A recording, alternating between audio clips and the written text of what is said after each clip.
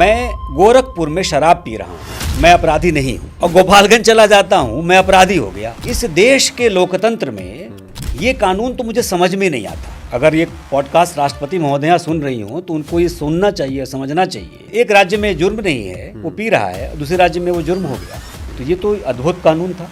बिहार में शराब की दुकानें खुलवानी नीतीश ने शुरू की तो 500 करोड़ का सालाना कारोबार मोटा मोटी रहा होगा एक्साइज का। जब वो शराबबंदी कर रहे थे तो वो बढ़ गया था कारोबार, और बहुत ही कन्विक्शन के साथ नीतीश कुमार ने कहा, जब लोगों ने कहा कि टूरिस्ट आते हैं, तो बोले कि जिस टूरिस्ट को दारू पीना वो नहीं आए मेरे राज्य में, मुझे नहीं चाहिए टूरिस्ट। ये बड़ी बात थी, बतौर मुख्यमंत्री ये बात कहें। आज की तारीख में सालाना 50,000 करोड़ रुपए का व्यापार है अवैध। दिन में फोन आता है तो चिंता हो जाती है, कुछ अलग सी बात, कुछ अलग है, कुछ जरूरी है, कुछ इमरजेंसी है, कुछ घटना है, या कोई बात ऐसी है जो बताना जरूरी है, तो फोन करते हैं। देखा 2-3 मिस कॉल, तो मैं फोन उठाया, फिर मैंने पूछा क्या हुआ है, बोले गोली चल गई। हम बोले कहाँ? बोले घर पे। हम बोले किसके? बोले अरे तुम्हारे घर पे चल गई।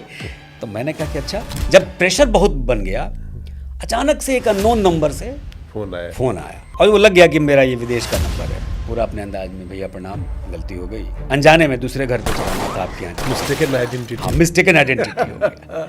हाँ, उसका सेंटेंस यही था। हम बोले साला मिस्टेकन आइडेंटिटी की बात तो पुलिस वाला भी कर रहा था, तुम वही शब्द कैसे इस्तेमाल कर रहे हो जी? तो हम बोले तुम हो कौन भाई?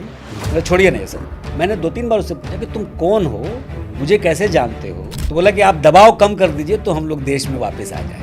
आपने जिक्र छेड़ दिया नेतरहाट का, तो मैं बताऊँ पूरे देश में उससे ज़्यादा IAS IPS देने वाला कोई स्कूल नहीं है। मतलब अभी तक शायद 1100 या 1200 IAS IPS है इस देश में।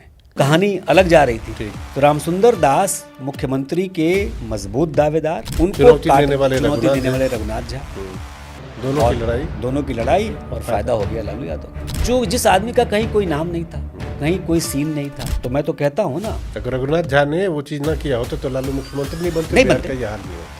बिल्कुल, मैं इसीलिए मैं कहता हूँ, इसलिए कहते हैं कि रघुनाथ झा ज्यादा जिम्मेदार हैं कि भाई आप अगर नहीं लड़े होते कुर्सी के लिए तो रामसुंदर दास सीएम बनते। हो सकता है कि कुछ साल के बाद रामसुंदर दास हट जाते, आप सीएम बन जाते। बिहार अच्छा होता बुरा होता नहीं मालूम, लेकिन कहानी कुछ और होती, और जो बुरा बिहार आज है वो तो नहीं होता।